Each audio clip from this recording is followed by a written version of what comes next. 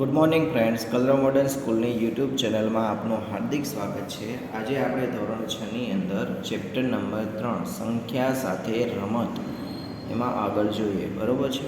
હવે ગયા ભાગની અંદર આપણે ગુસા શોધતા શીખી ગયા અને લસા શોધતા શીખી ગયા છીએ।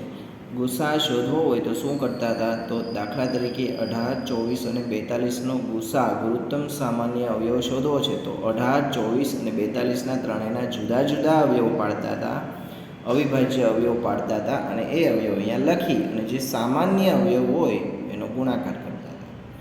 ત્યાર પછી લસા શોધવા શું કરતા હતા? તો લસા શોધવા માટે આપણે બે સંખ્યા હોય, દાખલા તરીકે 50 અને 40, તો એના એક સાથે અવિભાજ્ય અવયવ પાડતા હતા। આવી રીતે ગુસાની અંદર અલગ અલગ અવિભાજ્ય અવયવ પાડતા હતા, લસાની અંદર એક સાથે અવિભાજ્ય અવયવ પાડતા હતા। આ ભાગાકારની રીત છે।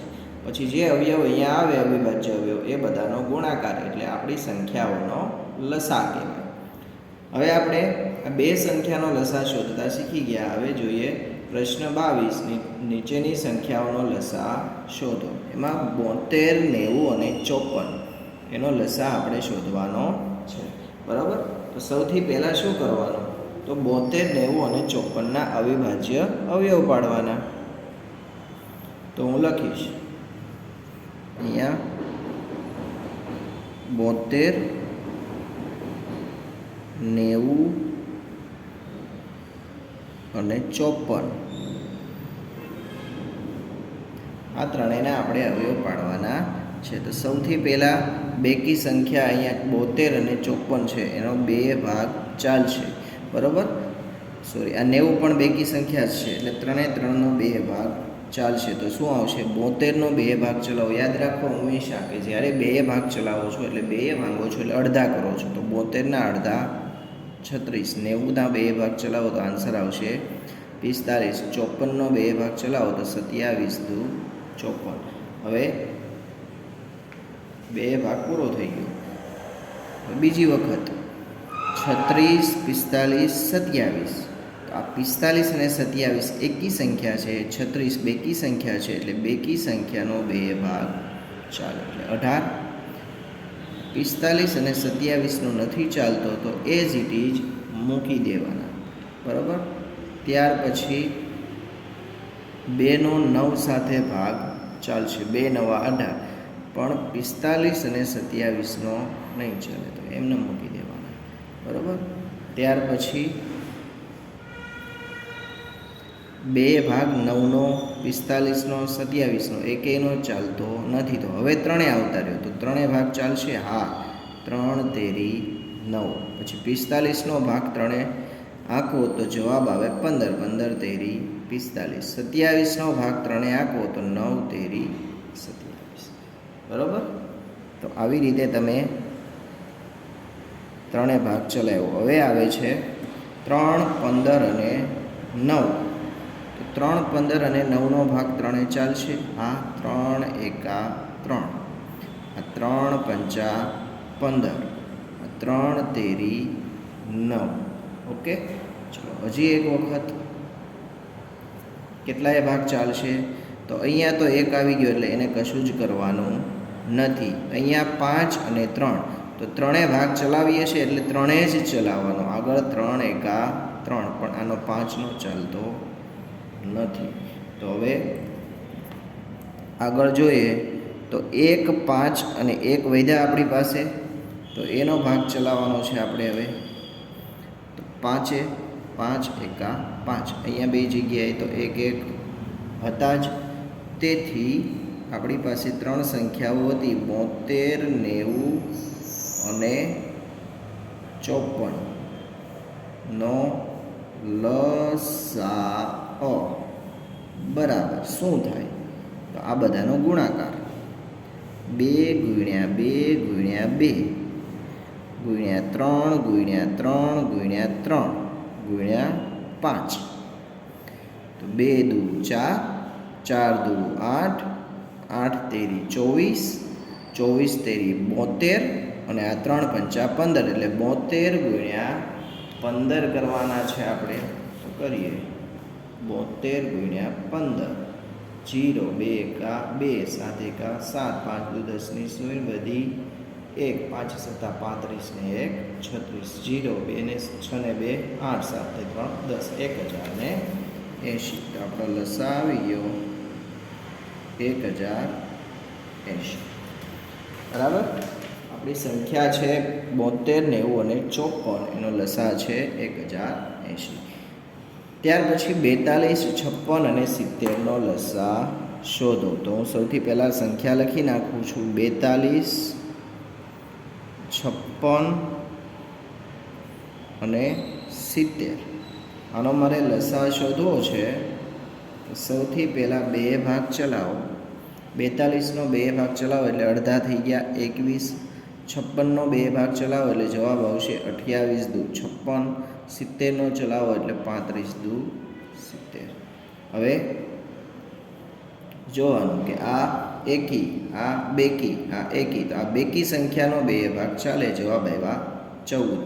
આ બંનેનો ચાલતો નથી તો આ બંને એઝ ઇટ ઇઝ મૂકી દેવાના. 21 ના 21, 15 ના 35 ના 35. ત્યાર પછી 2 ભાગ આનો ચાલશે, 2 સત્તા 14, પણ આ 21 અને 35નો ભાગ ચાલતો નથી તો ફરી વખત એમને મૂકી દેવાના.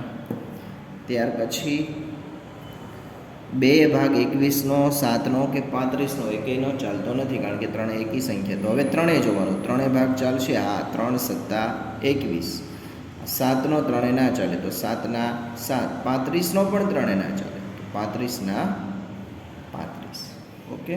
જો ભાગ ચલાવો તો શું થાય? શેષ વધે એટલે ભાગ ચાલ્યો કહેવાય નહીં, નિશેષ ભાગ ચાલવો જોઈએ. ત્યાર પછી ત્રણે હાલતું હતું તો ત્રણે જ ચેક કરવાનું. 7નો ત્રણે નહીં, 7નો ત્રણે નહીં, 35નો ત્રણે નહીં. તો 3 પછીની અવિભાજ્ય સંખ્યા કઈ આવે? 5. 4 નથી લેવાના કારણ કે 4 વિભાજ્ય છે. તો 5 આનો નહીં ચાલે, આનો નહીં ચાલે. આ 5 સત્તા 35 થઈ જશે. ઓકે. ત્યાર પછી આગળ 7 7 7 થઈ ગયા તો એનો ભાગ આપણે ચલાવવાનો. તો સૌથી પહેલાં તો 5 ચેક કરો, નહીં ચાલે. 7 એકા 7, ત્રણેમાં થઈ ગયા. તો તમારી પાસે સંખ્યા છે 42 56 અને 70નો લસાઅ બરાબર શું છે? તો 2 ગુણ્યા 2 ગુણ્યા 2, 2 ગુણ્યા 2 ગુણ્યા 2 ગુણ્યા 3 ગુણ્યા 5 ગુણ્યા 7. તો શું થાય? 2 દુ 4, 4 દુ 8, 8 તેરી 24, 24 પંચા 120. એને ગુણ્યા 7 તો 12 સત્તા ને 84 એટલે 840. બધાનો ગુણાકાર કરશો એટલે 840 આન્સર આવશે, જે 42 56 અને 70નો લસા છે. ઓકે. તો આ રીતે આપણે લસા અને ગુસા શોધવાના છે. તો એના માટે ખાસ તમને અવિભાજ્ય અવયવ આવડવા જરૂરી છે. હવે પ્રશ્ન નંબર 23 જોઈએ. તો સૌથી નાનો અને સૌથી મોટો કયો અંક મૂકીએ તો સંખ્યાને 3 વડે ભાગી શકાય? સૌથી નાનો અને સૌથી મોટો કયો અંક મૂકીએ તો તે સંખ્યાને 3 વડે ભાગી શકાય? બરાબર. તો અહીંયા તમારે ચેક કરવાનું છે. જો 3 વડે ક્યારે ભાગી શકાય? તો સંખ્યાને 3 વડે ભાગી શકાય જો સંખ્યાના અંકોના સરવાળાને 3 વડે ભાગી શકાય. તો ચેક કરો. 2 ને 3 5, 5 4 9, 9 ને 1 10. હવે નાનામાં નાનો કયો અંક મૂકવું તો તમે 3 વડે ભાગી શકો? તો એ 10 થયા તો એમાં 1 નાખો તો 11, ન ભાગી શકો 3 વડે. હજી 1 નાખો એટલે 2, 2 નાખો એટલે 12 થયા. ભાગી શકો તમે? હા. તો નાનામાં નાનો અંક તમે કયો લઈ શકો? 2 લઈ શકો. બરાબર. તો જુઓ 2 દુ 4, સોરી 2 ને 2 4, 4 ને 3 7, 7 ને 4 11, 11 ને 1 12. તો ભાગી શકો આને? હા. હવે 2 ભૂલી જાઓ. હવે મોટામાં મોટો અંક ચેક કરીએ. તો સરવાળો કેટલો થયો આનો? 10. તો મોટામાં મોટો અંક કયો? 9. તો 10માં 9 નાખો 19 ભાંગી શકાય નહીં. તો એનાથી નીચે આવો તો 9 પછી કોણ આવે? 8. તો 10માં 8 નાખો એટલે 18. તો અહીંયા 8 મૂકો તો આ સંખ્યા કઈ થઈ ગઈ? 8, 2, 3, 4, 1. બરાબર? આ સંખ્યા 8, આ સંખ્યા 2. 8 મૂક્યા તો સરવાળો કેટલો થઈ ગયો? 18. તો આને તમે 3 વડે ભાંગી શકો છો. ત્યાર પછી 5, 2, 3, 4. તો સરવાળો કરો. 5 ને 2 7, 8 9 10 ને 4 14. નાનામાં નાનો મૂકું હું એકડો એટલે 15 થઈ ગયા. તો 15 ને તમે 3 વડે ભાંગી શકો. ત્યાર પછી સંખ્યા તમારી છે 5, 2, 3, 4. સરવાળો કેટલો હતો? 14 હતો. તો મોટામાં મોટો અંક મૂકો 9. તો 14 ને 9 23, નથી ભાંગી શકતા. એનાથી નાનો અંક મૂકો 8. સરવાળો થઈ ગયો 22, નથી ભાંગી શકતા. એનાથી નાનો અંક મૂકો 7, તો ભાંગી શકાશે.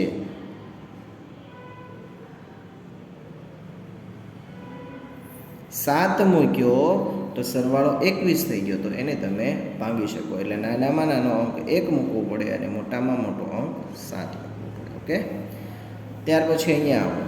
3 વડે ભાંગી શકાય કે નહીં? અહીંયા કઈ સંખ્યા મૂકીશ? તો અહીંયા જુઓ 9, 9 ને 4 13, 13 ને 3 16, 16 અને 17 અને 18.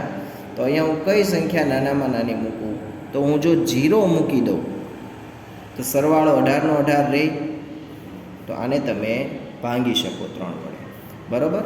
ત્યાર પછી આવી રીતે છે 9, 4, 3, 2. તો અહીંયા મારે કયો અંક મૂકવો પડે? મોટામાં મોટો. તો સરવાળો કેટલો હતો આપણો? તો 9 ને 4, 13 ને 3 16 ને 2 18. બરાબર? મોટામાં મોટો કયો અંક મૂકવો? 18 તો હતા જ. હવે જો હું મોટામાં મોટો અંક 9 મૂકું, બરાબર, તો કેટલા થઈ જાય? 27. તો એને તમે ભાંગી શકો? હા. તો અહીંયા મારો જવાબ આવશે 9. સરવાળો 27 થઈ ગયો એટલે તમે એને 3 વડે ભાંગી શકો છો. અહીંયા ચેક કરીએ 84, પછી ખાલી જગ્યા અને 52. તો વચ્ચે કયો અંક છે? તો સરવાળો કરો. 8 ને 4 12, 12 ને 5 17, 18 અને 19. 19 સરવાળો છે. તો નાનામાં નાનો અંક ચેક કરો તો 0 મૂકો તો 19 ના 19, 1 મૂકો તો 20, 2 મૂકો તો 21. તો અહીંયા હું 2 મૂકી દઉં. સરવાળો 21 થઈ ગયો એટલે એને તમે 3 વડે ભાંગી શકો છો. પછી 84, 52 છે. તો અહીંયા તમે કયો મોટામાં મોટો અંક મૂકો? તો સરવાળો કેટલો હતો? તો 19 હતો. 19ની અંદર તમે મોટામાં મોટો અંક 9 મૂકો તો 28 થાય. તો ના ભાંગી શકાય. એનાથી નાનો અંક મૂકો 19ની અંદર 8 એડ કરો એટલે 27. તો એને તમે ભાંગી શકો. જો 8 ને 8 16 ને 4 20, 5 25 ને 2 27 ભાંગી શકો છો. તો અહીંયા મોટામાં મોટો અંક 8 મૂકવાથી આ સંખ્યાને તમે ભાંગી શકો 3 વડે. ઓકે. તો આવી રીતે તમારે ચેક કરવાનું છે કે કોઈ સંખ્યાને 3 વડે ભાંગી શકતા હોવા જોઈએ. જો નાનામાં નાનો અંક કયો મૂકો અને મોટામાં મોટો અંક કયો મૂકો. ત્યાર પછી પ્રશ્ન નંબર 24. એક્સની જગ્યાએ શું મૂકીએ તો સંખ્યાને 11 વડે નિશેષ ભાંગી શકાય? એક્સની જગ્યાએ શું મૂકવાથી 11 વડે નિશેષ ભાંગી શકાય? તો પહેલાં તો ખબર હોવી જોઈએ વિભાજ્યતાની ચાવી કે સંખ્યાને 11 વડે ક્યારે ભાંગી શકાય? તો જો તેના એકી સ્થાનના અંકો એનો સરવાળો કરો, પછી બેકી સ્થાનના અંકો એનો સરવાળો કરો. જો જવાબ આવે એનો તમારે તફાવત લઈએ તો એ તફાવત કાં તો 0 આવવો જોઈએ કે પછી 11નો ગુણક આવવો જોઈએ. એટલે 11, 22, 33 એવો આવવો જોઈએ કાં 0 આવવો જોઈએ. શું? તફાવત કોનો? એકી સ્થાનના અંકો અને બેકી સ્થાનના અંકોનો. ચેક કરીએ. ચલો અહીંયા એકી સ્થાનના અંકો લઈએ તો 6, 8, 2. સરવાળો કેટલો થાય? તો 6 ને 8 14, 14 ને 2 16. હાલો આનો સરવાળો 16. આનો સરવાળો કરવાનો છે 5 અને x. તો હવે જુઓ એકી સ્થાનનો આવ્યો 14 બેકી સ્થાનનો શું આવ્યો તો 5 અને x છે, બરાબર. તો એક્સની જગ્યાએ કેટલા મૂકવા, તો મારે તફાવત કેટલો આવવો જોઈએ 0 અથવા 11. તો અહીંયા હું 5ની જગ્યાએ 0 મૂકું તો 5 થઈ જાય, તો 14માંથી 5 જાય તો 9, બરાબર. અહીંયા હું 1 મૂકું તો 6 થઈ જાય, 14માંથી 6 જાય તો 8. એવી રીતે ચેક કરતો જાઉં. હું અહીંયા 9 મૂકું, બરાબર. તો 5 ને 9 કેટલા થાય 14, તો 14માંથી 14 જાય તો 0 થઈ ગયો તફાવત. એટલે અહીંયા મારો અંક હશે 9 હશે. ચેક કરો હવે, આ ત્રણેયનો કેટલો થયો 14, અને આ 5 અને 9 કેટલો થઈ ગયો 14 થઈ ગયો. તો પ્રથમ અંક હશે એ કેટલો હશે 9 હશે, અથવા તો 0 પણ હોઈ શકે. કઈ રીતે, તો જુઓ 14 અને 5, તો અહીંયા હું 0 મૂકું, ચલો તો શું થાય, તો 5 થાય, તો બાદ બાકી 14 - 5 કેટલા થાય 0. તો અહીંયા આપણે 0 લખીએ, 14 નહીં પણ 0. જુઓ થઈ ગયું. 2, 8 અને 6, 14, 5 અને 0, 5. તો બેની બાદ બાકી કરો, 14માંથી 5 ગયા તો 11 થઈ ગયું, ચાલશે. અહીંયા તમે બીજી સંખ્યા જુઓ 7, 0, 8, x. તો આનો સરવાળો કરીએ તો 8, 8, 7. તો 8 તેરી 24, અને આમાં 1 ઓછો એટલે કેટલો સરવાળો થયો, એકીનો સરવાળો થયો 23, બરાબર. ત્યાર પછી બેકીનો સરવાળો જોઈએ, તો આ x અને આ 0. બેકીની અંદર શું છે 0 અને x છે. તો હવે તમારે કેટલા લાવવા છે, તફાવત તમારે 0 અથવા 11 લાવવો છે. તો અહીંયા 9 સુધી મોટામાં મોટો અંક 9 એ મૂકો, તફાવત કાઢો તો 11 આવે નહીં, બરાબર. તો હું શું કરીશ, અહીંયા 0માંથી 1 મૂકી દઉં. અહીંયા જો 1, તો 0 અને 1નો સરવાળો 1, તો હવે 23માંથી 1 ગયા તો 22, તો 11નો ગુણક થઈ ગયો. એટલે કે અહીંયા આપણી પાસે સંખ્યા હશે 1 હશે. કઈ રીતે ખ્યાલ આવ્યો, આનો સરવાળો થયો 23, અને આ બંને સરવાળો કરો તો અહીંયા 1 મૂકું તો 1, તો 23માંથી 1 ગયા તો 22, તફાવત 11નો ગુણક આવ્યો. એટલે આ સંખ્યા કોણ હશે 1 હશે. ત્યાર પછી આ x, આ 8 અને આ 9 ત્રણેય એકી સ્થાનના અંકો છે. 0 અને 2 એ બેકી સ્થાનના અંકો છે.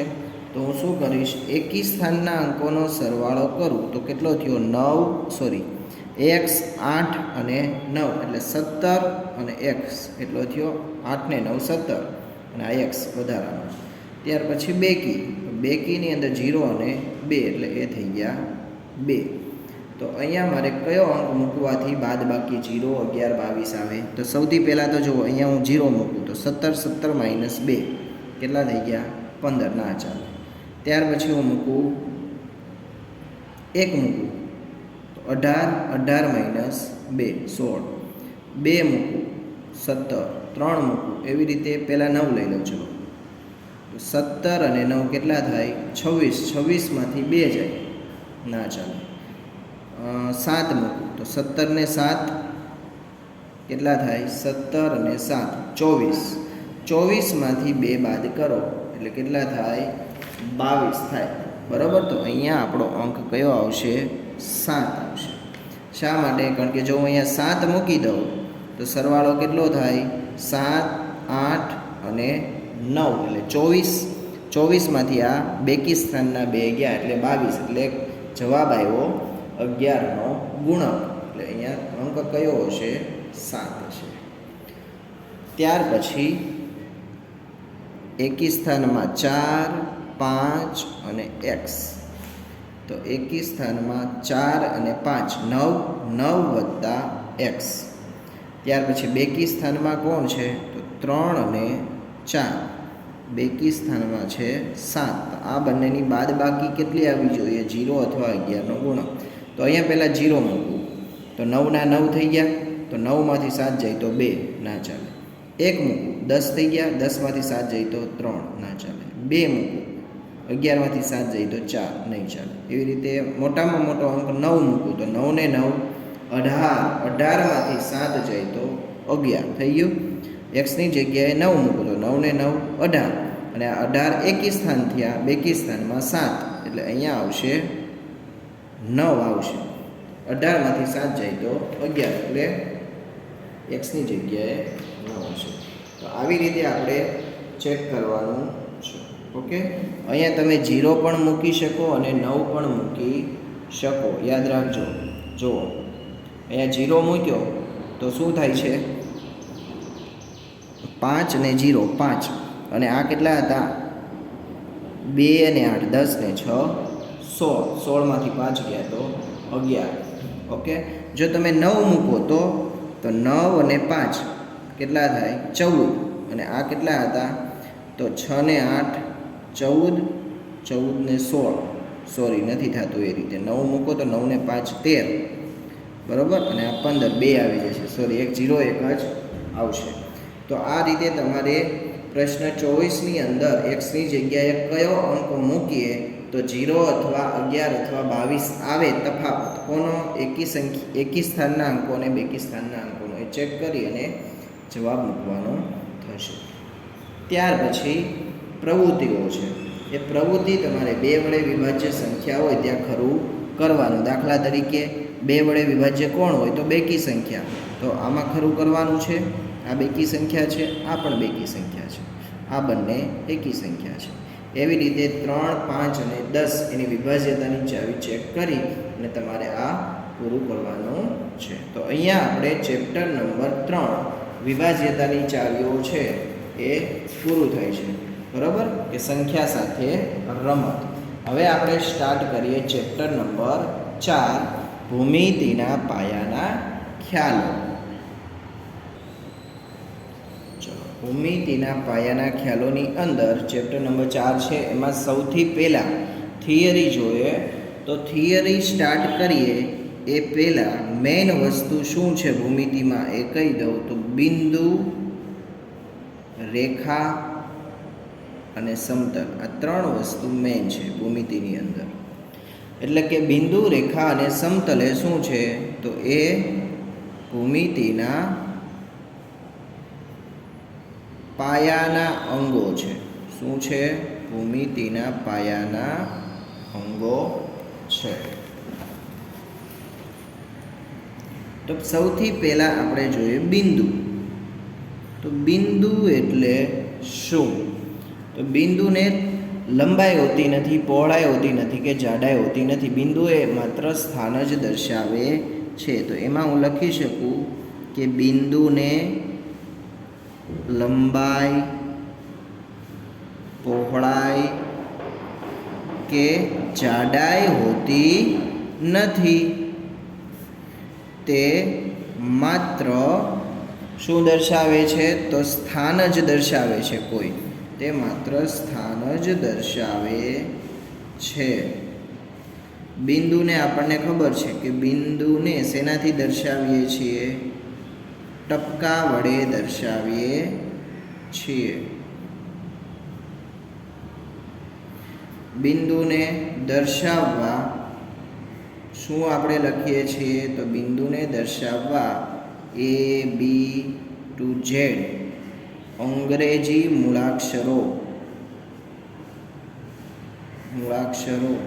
વપરાય છે. કોઈ પણ બિંદુ A, બિંદુ B, બિંદુ C એવી રીતે કોઈ પણ મૂળાક્ષર વપરાય છે. બરાબર. હવે ત્યાર પછી બિંદુ પછી આવે છે રેખા. તો રેખા એટલે શું છે? તો રેખા એ પહોળાઈ વગરની એક પ્રકારની લંબાઈ છે. બરાબર. એક સીધી લીટીમાં આવેલા અસંખ્ય બિંદુઓ રેખા બનાવે છે. તો મારે વ્યાખ્યા લખવી હોય રેખાની તો શું લખું? તો રેખા એ એક સીધી લીટીમાં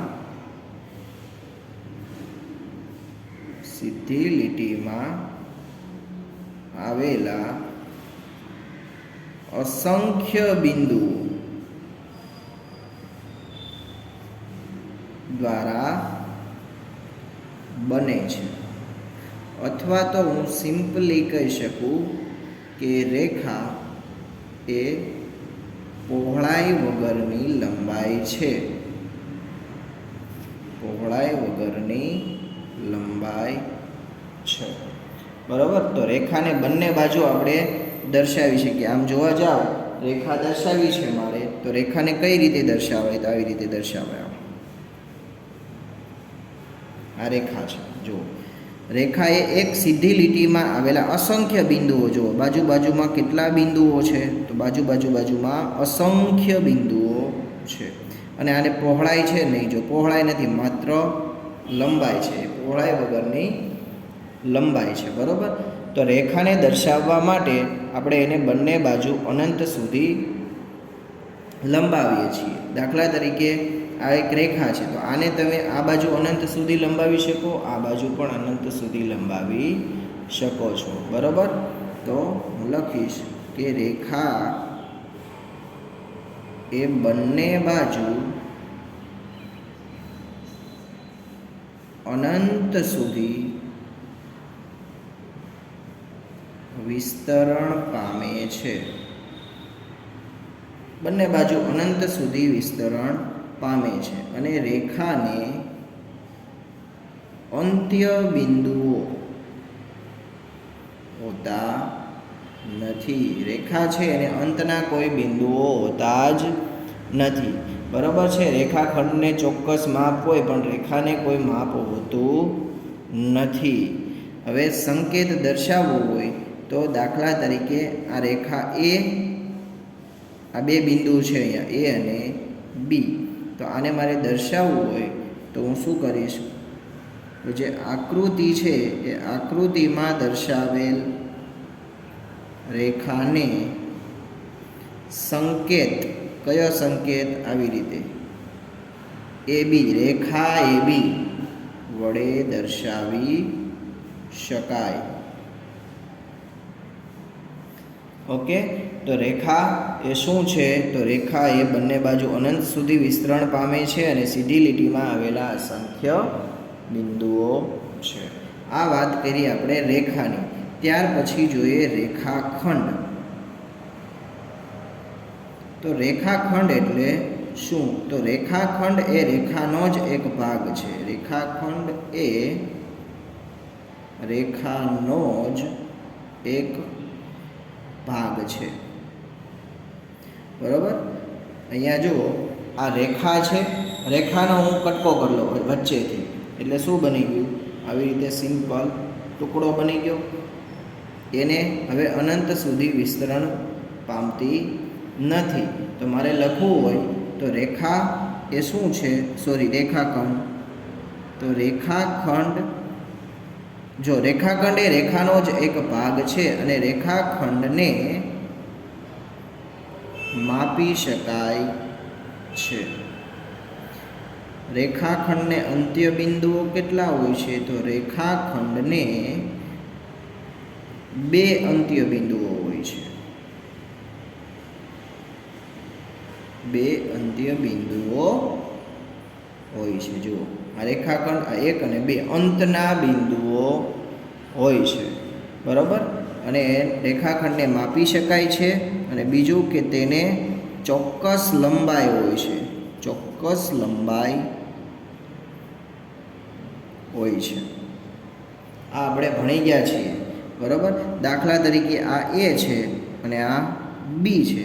તો આ જે આકૃતિમાં દર્શાવ્યું છે એ આકૃતિમાં દર્શાવેલ રેખાખંડ ને સંકેત, કયા સંકેત વડે દર્શાવી શકાય? તો આવી રીતે ઉપર રેખાખંડની નિશાની કરવાની અને નીચે લખવાનું એ બી. તો આને વંચાય શું? રેખાખંડ એ બી. આને શું વંચાય? રેખા એ બી. તો રેખાખંડ એ બી વડે દર્શાવી શકાય. ઓકે. તો આ વાત કરીએ આપણે રેખાખંડની. હવે ત્યાર પછી જોઈએ આપણે કિરણ. તો કિરણ એટલે શું છે?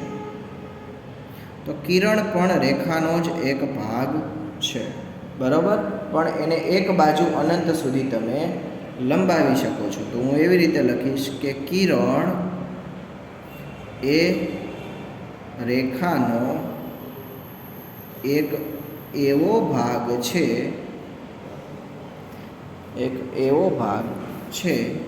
કે જેને એક ઉદ્ભવ બિંદુ છે અને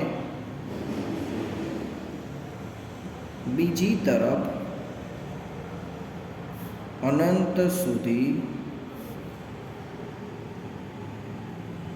પ્રસરેલ અથવા તો વિસ્તરેલ છે. ઘણી વખત કે કિરણ શું છે? તો કિરણ એ રેખાનો એક એવો ભાગ છે કે જેને એક ઉદ્ભવ બિંદુ છે અને બીજી બાજુ શું છે? તો અનંત સુધી પ્રસરેલ છે. દાખલા તરીકે હું આ રીતે એક આકૃતિ દોરું છું.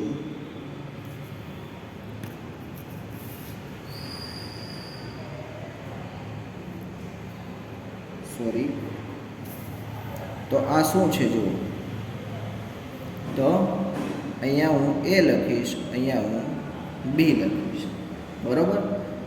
આ એ અને બી આ શું છે? તો એ કિરણ ઉપરના બે બિંદુ છે. એમાં એ બિંદુ છે એ અંતનું બિંદુ છે અને બી બિંદુ આ વચ્ચેનું બિંદુ છે. બરાબર? તો આ એ છે એ ઉદ્ભવ બિંદુ દર્શાવે છે અને આ બાજુ એરો છે એ દર્શાવે છે કે આ કિરણ એ અનંત સુધી વિસ્તરેલું છે. બરાબર? તો રેખાને અંત્ય બિંદુ કેટલા છે? તો કિરણને તો તમે કહી શકો કે કિરણને માત્ર એક જ અંત્ય બિંદુ છે.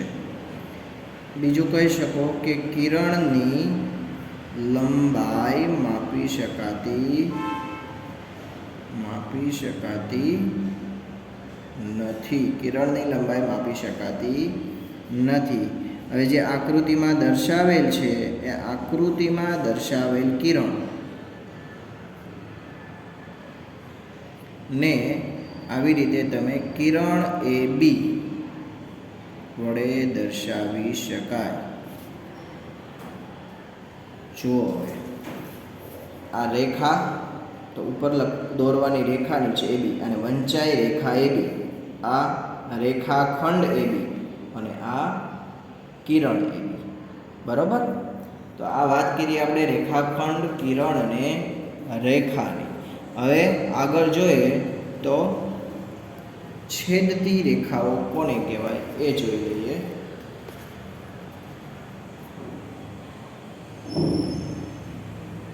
તો બે ભિન્ન રેખાઓ હોય, બરાબર, કોઈ એક જ બિંદુમાં છેદતી હોય તો તે રેખાઓને છેદતી રેખાઓ કહેવાય. છેદતી રેખાઓ. તો એની વ્યાખ્યા મારે લખવી હોય તો બે ભિન્ન રેખાઓ કોઈ એક જ બિંદુમાં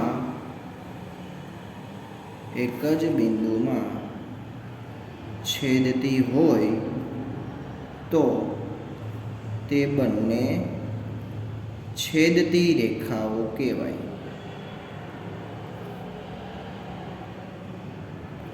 બરાબર? હું આકૃતિ દોરું એટલે તમને વધારે આઈડિયા આવે. જો એક રેખા છે, આ રેખાનું નામ છે રેખા એ બી. બીજી રેખા છે, આ રેખાનું નામ છે એક્સ વાય. આ બંને એમ બિંદુમાં ભેગી થાય છે. બરાબર? તો હું અહીંયા લખીશ કે અહીં રેખા એ બી, જો સંકેત પણ દર્શાવવાનો, રેખા એ બી અને રેખા એક્સ વાય એ બિંદુ એમમાં છેદે છે. તેથી આ બંને રેખાઓ કેવી છે? છેદતી રેખાઓ છે. આ બંને રેખાઓ છેદતી રેખાઓ છે. બરાબર? રેખા એ બી અને રેખા એક્સ વાય એકબીજાને છેદે છે. ત્યાર પછી આગળનો ભાગ જોઈએ તો એની અંદર છે સમાંતર રેખાઓ. કોને કહેવાય? આ ખાસ અગત્યનું છે. સમાંતર રેખાઓની વ્યાખ્યા. સમાંતર રેખાઓ. ચલો, સમાંતર રેખાઓ કોને કહેવાય? કે એક જ સમતલમાં આવેલી હોય, એક જ સમતલમાં આવેલી બે રેખાઓ પરસ્પર ક્યારેય છેદે નહીં. પરસ્પર ક્યારેય છેદે નહીં તો તે બે રેખાઓ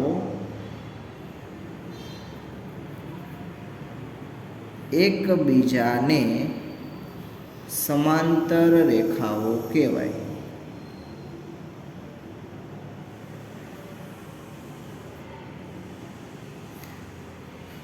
ફરી વખત, સમાંતર રેખાઓ એટલે શું? તો એક જ સમતલમાં આવેલી બે રેખાઓ પરસ્પર ક્યારેય છેદે નહીં તો તે બે રેખાઓ એકબીજાને સમાંતર રેખાઓ કહેવાય.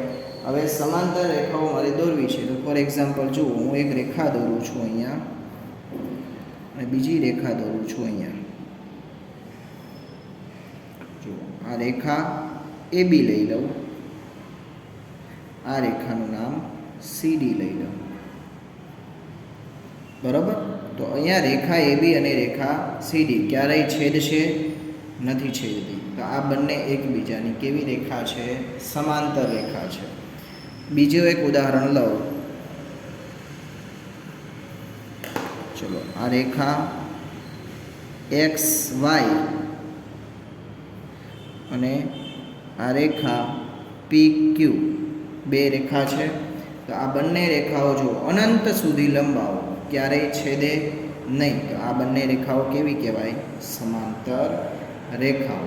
તો આ સમાંતર રેખાઓ કહેવાય. અને તેનો સંકેત શું છે? તો આવી રીતે બે ઊભા લીટા છે, સંકેત એવો છે સમાંતર હોય તો. બરાબર? તો અહીંયા જુઓ, રેખા AB અને રેખા CD બંને કેવી છે? સમાંતર છે. તો મારે લખાય શું? કે રેખા AB સમાંતર રેખા CD. બરાબર? અહીંયા મારે લખવું હોય તો શું લખાય? કે રેખા PQ સમાંતર રેખા XY. PQ અને XY સમાંતર છે, અહીંયા AB અને CD સમાંતર છે, જે ક્યારેય ભેગી થશે નહીં. બરાબર? તો આજે આપણે ભૂમિતિના પાયાના ખ્યાલોની અંદર જે મેઇન પદો છે, સમાંતર રેખાઓ, છેદતી રેખાઓ, બિંદુ રેખા અને કિરણ, આ વસ્તુ જોઈ. આ વસ્તુ તમારે પાકી કરવાની છે અને ઘરકામની નોટમાં એક વખત લખવાની છે. Okay, thank you.